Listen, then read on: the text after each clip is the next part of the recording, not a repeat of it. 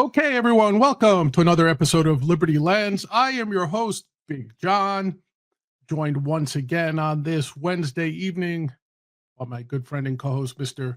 Mike Termat. Mike, how are you doing tonight? So good to be with you. We have a minerals deal ourselves, you and I do. We do? Well, what are we exchanging there voluntarily, of course? Well, I don't know. We're voluntarily exchanging rights to each other's revenues, which total a grand total of zip. But Makes it easy to split and carry around then, Mike. It's all about sharing. There you go. There you go. Very socialist ideal proffered up here by two libertarians. Okay, so what are we going to talk about today? We said we're going to talk about the U.S.-Ukraine mineral deal, and that's sort of intertwined with peace talks. I think you can't talk about one without talking about the other, Mike. So let me cue this up for you because you are by far the expert in this subject. So I will just play the quiet host here. Okay, let me tee it up. The U.S.-Ukraine mineral deal was signed on May 1st, so early, less than 10 days ago, establishing a reconstruction investment fund that grants the U.S. preferential access to Ukraine mineral resources in exchange for investment in Ukraine's reconstruction efforts as a result of the ongoing war. This agreement is significant given Ukraine's substantial reserves of critical minerals, including graphite, titanium, and lithium, which are vital for industries like technology, defense, and electric vehicles. So, and this was negotiated between... And a bunch of other minerals, by the way. And a bunch of other minerals. Those might be the more, famous or plentiful. Yeah. This was... the deal was signed by Ukraine's Economy Minister Yulia Sviridenko and U.S. Treasury Secretary Scott Bessent. So I don't think this is one of those... AKA Scott and Julia. Scott and Julia. Julia, yes. Julia, you're absolutely right. Okay, so Mike, let's break this down. There's a lot of confusing terms in this. I hear that it's a private investment fund, but it's at the direction of the U.S. government. Talk to me about this. I'm confused. Yeah, well, you should be confused coming right out of the box. That is just one of the confusing elements. The imprimatur of the governments is critical here.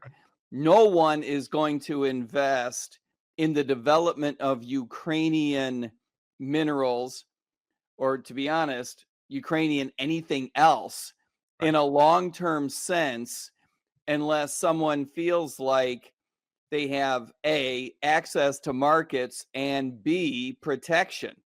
Right. This is a war zone. In fact, something like a third of Ukraine's precious resources are on the wrong side of the front line and are under Russian control as we speak. It might be presumed that they will not, in the long run, be a part of the deal, but that remains to be seen. In fact, many of these minerals that we're talking about haven't been mined yet. Right. In the most part, we're talking about the development of brand new mines. As you may know, mining is hugely expensive to develop and takes an enormous period of time before revenues are produced. If you're lucky, you can get something done in a decade. If you're lucky, and there are plenty of examples where certain mining operations take 2 decades to become profitable, if they become profitable at all. Now, how many people do you know are willing to bet dozens of billions of dollars on the idea that the part of Ukraine that is not now a war zone will never be over the next 20 years? Right. It's not a good bet, Mike. And one of the things that, as you're talking, sort of came into my head. Okay, so old school Wall Street guys here. Let me ask you this. The government's involved. You said they're putting their stamp on it. It's okay. The U.S. is sort of providing some sense of insurance on this. I know not in the technical sense, but, to say, hey, stature-wise. But in the old days, wouldn't this have been called sovereign risk? That if I as an investor want to go plunk my dollars or whatever, my euros in Ukraine, I'll do that, accept the risk, and demand a higher rate of return. That's why This sovereign is bonds or junk bonds, right? In some cases.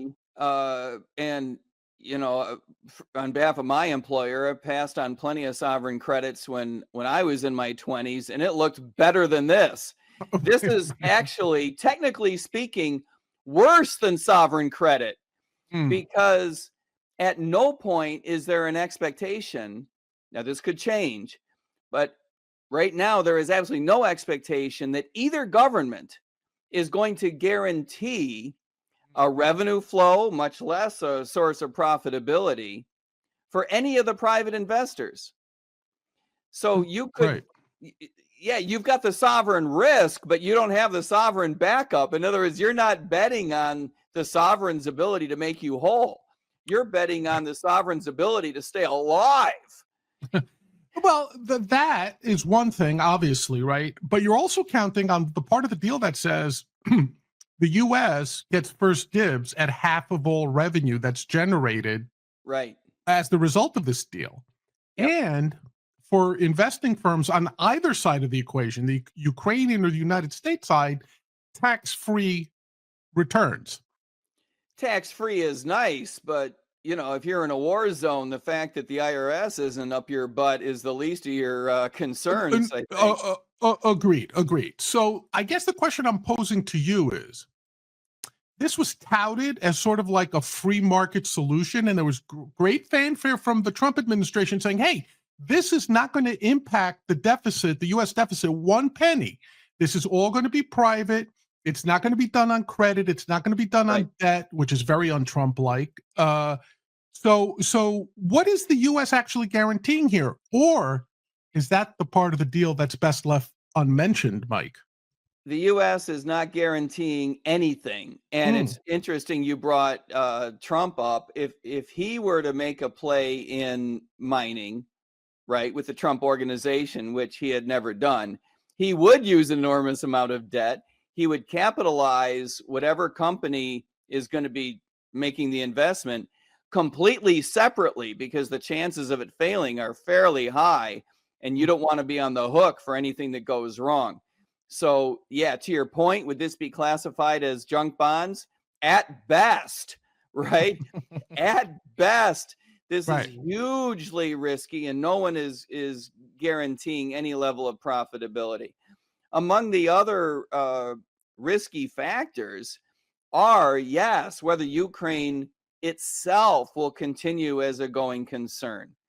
And we haven't yet been told what the details financially look like.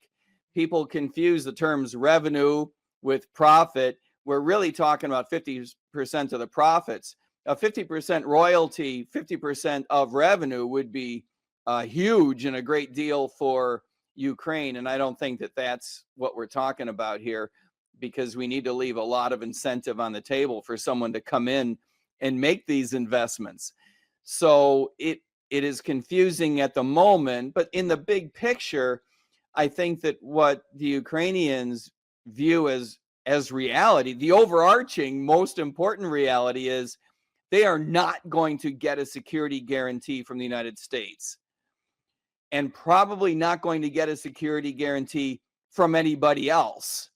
Mm. And so, in terms of protecting yourself from further invasion from Russia, this is a pretty thin reed, but this is all you got, is Yes. the idea that US companies or somebody, right, that the United States cares about, the United States government allows to take advantage of this deal, presumably American companies, are going to be there making big investments.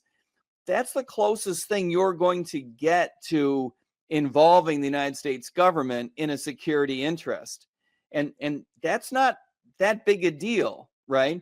Mm. You could imagine a company comes in and says, we're going to plop down a dozen $1 billion. Right. Well, what's the timing on that? Is that $1 billion a year for 12 years? Because the United States government might look at that and say, yeah, if that goes south because of a Russian invasion, that might not be worth enough for us to get involved with. right? Right. And Mike, that's again, with the full acknowledgement that you said this is tricky, complicated. We don't have all the details. There's a lot of stuff here that I think, on the face of it, sounds, hey, we got a deal, right? Because that seems to be the number one slogan coming out of the Trump administration when it comes to anything. We got a Right. deal done, right? So, given that, but also given a lot of other uncomfortable facts, about a quarter of these rare minerals are in parts of Ukraine slash what will become Russia after any potential peace deal. About a quarter of these rare minerals are in areas where there's landmines scattered all over the place. That's right. Meaning that the first thing you have to do just to be able to get to them is sweep those things clean. We know that's an inherently super dangerous task. And That's therefore expensive. and expensive. That was going to be my point.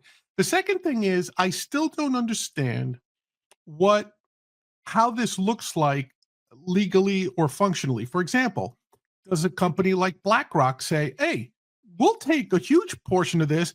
Can we outsource, though, once we get the mining rights? Can we outsource it to China? I mean, they do things real cheap and they already corner the market.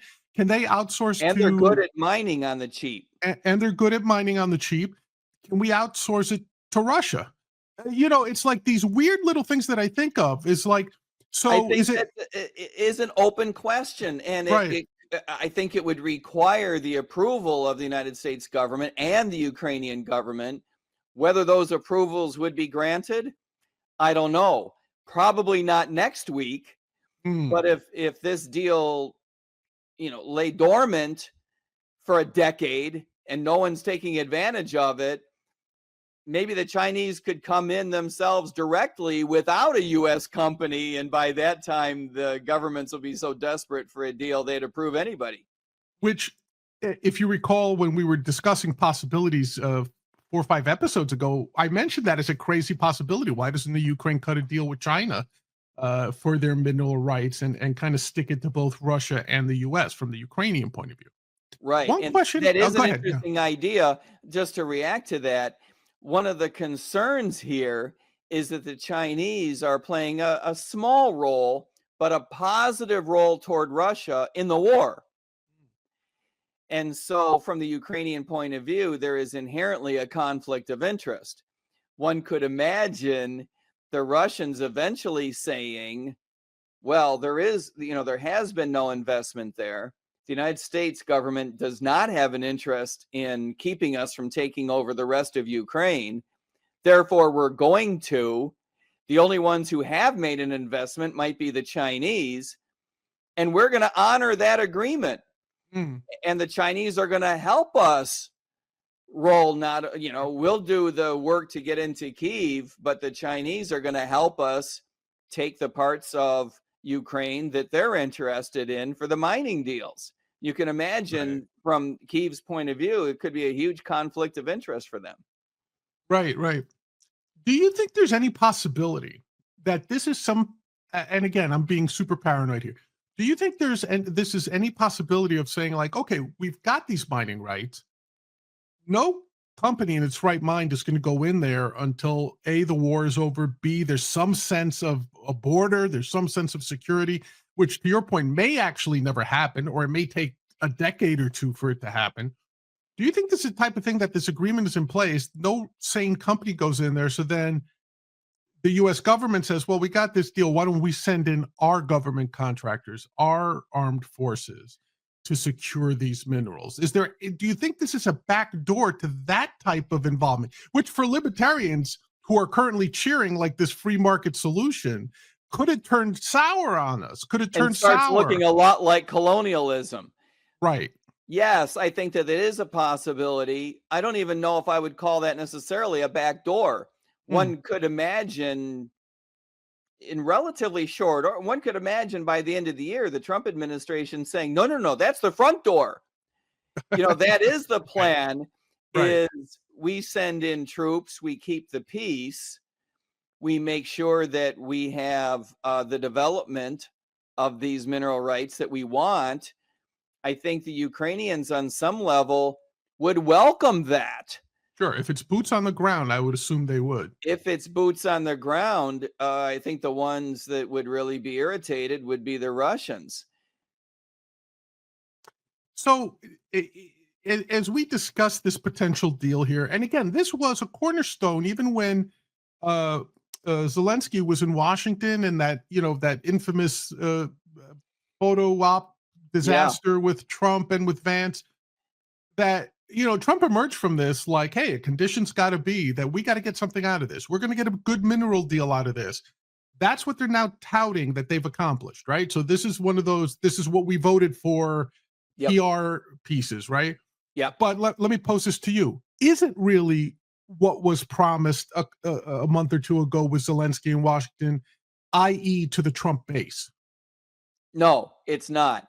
Okay. In the sense that Trump had said what he wants is a revenue stream to the federal government. And that is not part of this deal. Zelensky did a good job, in my view, standing up against that. And I think that he will reap political benefit from that. But whether that means that he gets a security benefit from that is yet to be demonstrated. I had felt, and we talked about that some time ago, I had felt that Zelensky should have taken this deal a lot earlier, but he believed that he could get a security agreement, and that's what they were bickering about, in which J.D. Vance jumped in. I think that, everyone in that room played it badly. Sometimes I tend to be a little bit critical of the president, but I got to say, and this is a weird thing to say out loud, of the three of them, he was the most disciplined. Right. Yeah, I agree. Zelensky was the one who shot his mouth off. You're right, it was a photo op, not a mouth op. Right. And if he had a problem with, hey, I need a security guarantee and I need to say this 11 different ways 15 times, then you do that before embarrassing the president and the vice president on the couch. Right. Agreed. And Yeah. Vance needs to be more disciplined too. I get why he was pissed. I don't disagree with that, but that did not come off looking well the way he voiced his dissatisfaction with Zelensky. I think that Zelensky should have recognized earlier. Sometimes, we say all the time that Trump is getting bad staff work. I think Zelensky got bad staff work. Someone should have told him earlier, we're not getting the security guarantee. Right. Let's ask for an enhanced version of the mineral deal, a more robust version where we're not giving up money, but it comes with a few American troops on the ground somehow, right? That's what we want to be negotiating for. And they didn't do that. They rejected the minerals deal because it felt too much like colonialism. Trump was asking for a revenue stream. Zelensky didn't want to give it to him. I agree. He shouldn't have given it to him because that really would have looked like colonialism and would not have been the right deal for the White House. I don't know if they recognize that at the moment, but that would have been a bad look for the United States in the long run. So I really think that Zelensky, blew that at the time. He's lucky to be getting back to where we are today, because that could have gone much worse for him than it did. Agreed. So if you were to give this an overall rating, would you say this was a good deal from the U.S. perspective? And was it a good deal if you're looking at it from a libertarian lens? I think that it's a great deal for both sides because it's a big nothing burger when both sides needed a little bit of a nothing burger. The White House needs to have some sort of a deal. They need to be building a relationship there and to look like they're extracting some value and not taking the same approach as the Biden administration. They didn't promise more taxpayer money to Ukraine. So these are all wins, either from the PR point of view of the White House or the libertarian point of view. I don't think it's important from the United States point of view. From the Ukrainian point of view, it is still a nothing burger, but a real good one when they needed a real good nothing burger, right? They need to start building this relationship. This is the one thing that Zelensky gets wrong. He needs a tighter relationship. When, everyone's upset about the relationship between Trump and Putin, right? even though it has not yet been demonstrated that Trump is going to capitulate. That's what we're worried about. That has Right. not yet come to pass, but people are nonetheless upset about them having a working relationship. Well, that's relative to the relationship between Trump and Zelensky. And whose fault is that? I get that Trump is pushing him and doesn't want to give him any more money, so Zelensky should be pissed. I get that. But you've got to work at the relationship in reality and in imagery, which is very, very important to any democratically elected administration, and no less so for this one, as we know. So he needs to, he needs to play that sport a little bit more in a sophisticated fashion than he has been. Right. Yeah, Zelensky does seem to have just one playbook when it comes to PR and one playbook when it comes to how people perceive him. And in fairness, his country is at war, having been invaded due to not much fault of his own. And so I get why you would only have a fairly narrow. I get that, right? I mean, you got to cut the guy some slack, but his staff needs to step up and protect him from making some of these bad decisions. But they have righted the ship. They got the deal. And I think that one of the things that we need to talk about is where the negotiation is going between Ukraine and Russia. Right. But among Ukraine, Russia, and the United States, and possibly Europe, they don't seem to be playing a major role at the moment. That's a problem for Ukraine, in my view. But I think it's important for us to remember that Putin is unlikely to view this deal as all that important. I think the Ukrainians want Putin to consider that deal important. But without American boots on the ground, without American companies already executing a deal, even with the long-term nature of the development of these mineral rights, I don't know that Putin is going to be intimidated by, I better back off and cut my own deal and end this conflict because of what? American companies pouring a few $billions in there over the next 2 decades. That doesn't strike me as enough to put that guy off. No, I mean, he wouldn't care at all about American investment in terms of dollars in there.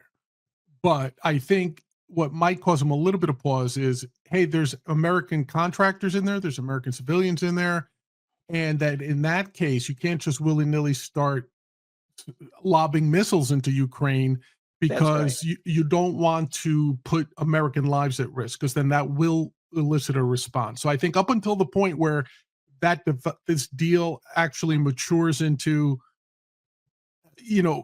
infrastructure, physical U.S. presence in the Ukraine, I agree with you. I don't think Putin could be bothered. I think you're right. In fact, I would have recommended to Zelensky that part of the deal should include an agreement that the United States put 1,000 American citizens there one way or another. I don't care whether they're surveyors, geologists, troops, engineers, bankers, or just farmers to watch the land until somebody does something with it. Right. But I need, American humans on the ground here, lickety split, and he ain't getting that. So that's a real problem for him. Yeah, that would have been his insurance policy, a very cheap insurance policy. Okay. Yeah. Now, as we transition from the deal, the other thing that goes hand in hand with this, to some extent, is going to be the ongoing peace talks between Russia and the Ukraine. And as of this episode, the peace talks between Russia and Ukraine are ongoing. They're being facilitated by the United States under President Trump, with Saudi Arabia emerging as the primary host country for these negotiations. Yep. Talks have seen various proposals and counter proposals, but no final agreement has been reached, reflecting the complexity and sensitivity of the issue. So what are we talking about here? And look, I think, to say first off, the idea that Ukraine is going to remain the same size as it was prior to this war, I think we've given up all hope of that. And I think hopefully Zelensky has given up any hope of that. They're going to settle the lines like most wars when they end. When the agreement is signed, that's the new borders, right? It'll be wherever, as far as you've advanced, as far as you've retreated, whatever, right? But talk to me. How do you see these talks from an ongoing perspective? Do you think there's progress being made? Is this still a hang up? Is the issue of European security involved in this? What's going on, Mike? Well, I think you're right. I think let's go to 30,000 feet and then come back in. Yeah. You got it. The 30,000 foot level, of course, is that Zelensky is upset about the loss of territory, and he should be, right? He also needs the war to come to an end. And so that's the negotiation that goes on in his mind.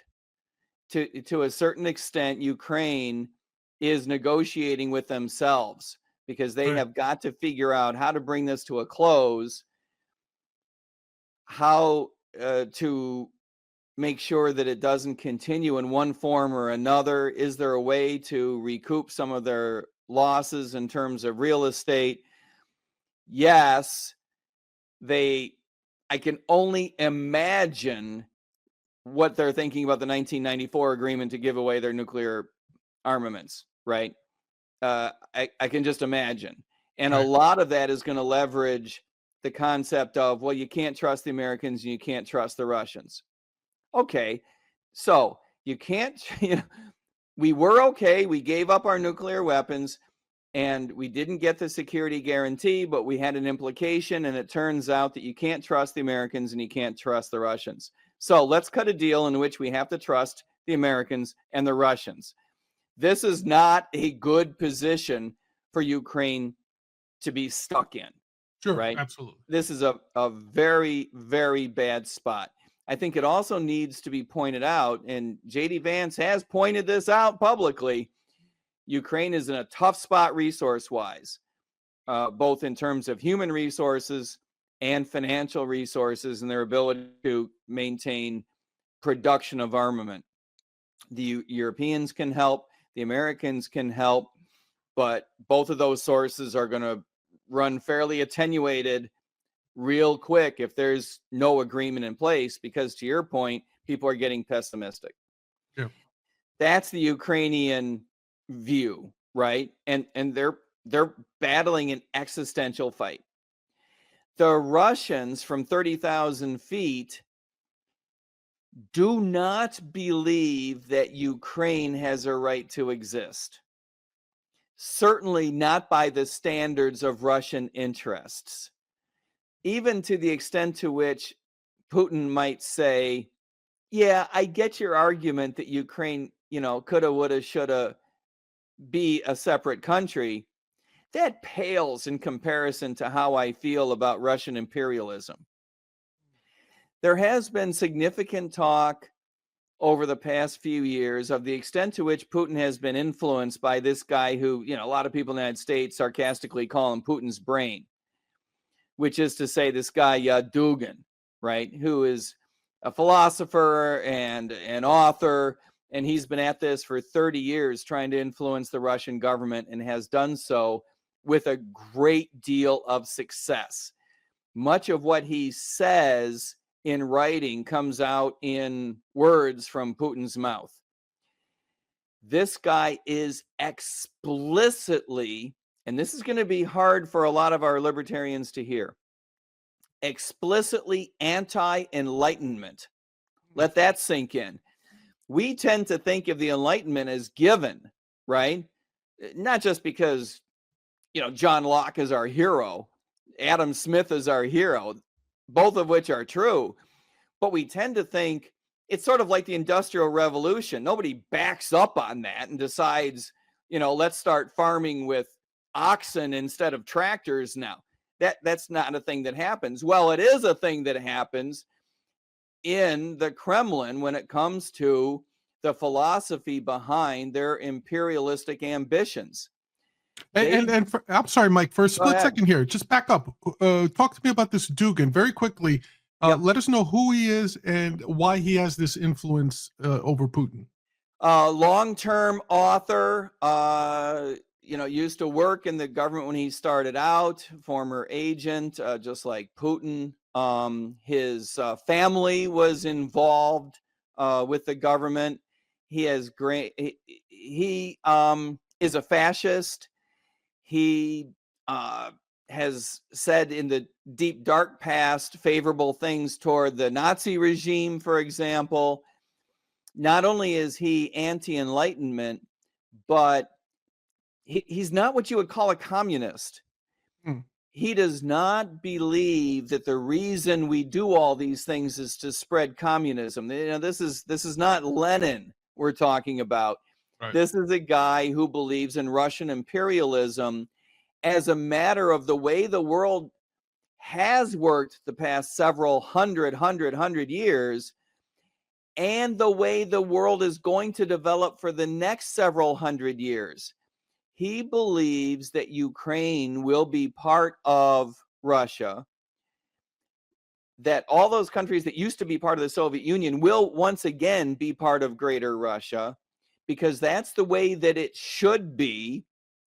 And it's a matter of standing up against the United States and the West, Western Europe, because those countries are evil, that their form of government, their form of culture are just not the way that humanity should go. These are huge, broad, sweeping concepts that Putin has bought into. So it's a lot, and I'm not trying to be flippant, but it does sound like, even if there's a difference in degree, it does sound a lot like the MAGA sort of approach to things, right? Very nationalistic. There's like, I mean, there is a view of American hegemony from a lot of MAGA. You could say that maybe from this Dugin perspective, there's Russian nationalism with Russian hegemony that's saying like, hey, we deserve to be at the head of the table, and we want to ensure that Russia stays at the head of the table. And Yeah, it's it interesting. I haven't heard of this before, but it it does sound. actually reminds me slightly more of the neocons who spent so much time selling us American exceptionalism There you go. Yeah, and the idea that the United States not only is the hegemon, but should be, right. because we're better than everybody else, because we're better than everybody else, because we said so.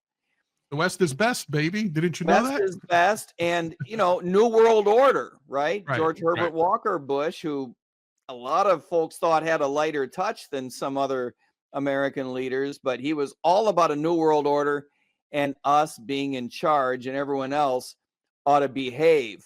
So it's not completely different from that. The MAGA folks, the Trump folks, at least to their credit, they're not all about, well, we're nationalists and therefore we're going to invade everybody else. Right? Those are dots that they don't connect, and good for them, right? It's one thing to be a nationalist and to be skeptical about international institutions and about, an uncontrolled border. That's one thing. But to play that out in terms of violent imperialism and taking over your neighbors, that's a different kettle of fish. And that's what the Kremlin is all about these days. And they are willing to play a long game. I Mm. think that the difference between the long game the Chinese play and the long game that the Russians play is that the Russians feel like they need to get this done in Putin's lifetime. Whereas the PRC, I think, if they had to, in their 5-year plan is taking over Taiwan. If they had to wait a longer period of time, I could imagine them, learning some patience because they know where they're going in the long run. On the other hand, Putin, I think, has got to feel his biological clock ticking, and he wants to be in charge of restoring Russia to its greatness, its imperialistic nature. And that is not a communist play. This is not so that we can spread communism around the world. This is just flat out Russia's better. Right. Okay. Gotcha. So if it's this mindset that you're fighting, and if you're the United States, hopefully you're aware of this mindset. How are you trying to navigate? How are you trying to steer Zelensky and Putin through the peace process? Then is it by capitulation for the most part? Because hey, they're really not that big, the Ukraine. So what do we care if Russia annexes Ukraine? It's very difficult. In fact, it was Dugin's idea that he sold to Putin. If you can't take over Ukraine all in one step, going back 10 years ago, let's gobble it up in pieces and take our time. And that appears to be the strategy that they have been pursuing. And so it suggests that if it takes another decade, maybe that's okay with the Russians in the long run. So assuming that Zelensky is aware of the long-term game the Russians are willing to play, he needs security guarantees. He needs someone to help him protect Ukrainian sovereignty because he doesn't have the resources to do it on his own. In other words, knowing that you can't trust the Russians, and I'm sure he feels you can't trust the Americans either, knowing that attitude, having that history, that means you can't just cut a deal, expect the Russians to adhere to it, and say, okay, now we can start rebuilding our country. Everything is going to be fine. That is abject silliness. Well, then how? So if you're Zelensky now, right, and if you're looking at the United States saying, let's broker this, okay, let them keep whatever they've taken, meaning let Russia keep whatever they've taken this in this round. But another key part of this is that the Russian insistence that Ukraine not join NATO. Bingo. But it would seem to me that that's really the only ace left up Zelensky's sleeve. Like, okay, I'm not getting the arms I need. I'm not getting the tactical support I need. I'm not getting the strategic support I need. At least let me join NATO. In fact, many have argued, possibly correctly, that it was Zelensky's movement, his predecessor's movement toward the European Union, that made Putin feel that the next shoe to drop would be NATO membership, and that he could not tolerate because the long-term plan was to take it over. Right. So they are in a bit of a pickle, but it's a yin and a yang. You can't walk away with no security guarantee. If you get a security guarantee, that's going to piss off the Russians all the more. You need a negotiating partner who's willing to piss off the Russians. You need someone, whether it's NATO, whether it's a collection of NATO members from Western Europe, whether it's the United States, maybe it's without the United States, but you need someone to say, here's a pile of resources. Here's what we're going to do if this happens. And frankly, there's no guarantee like boots on the ground. To your earlier point, this is what it is that Zelensky needs to be negotiating for.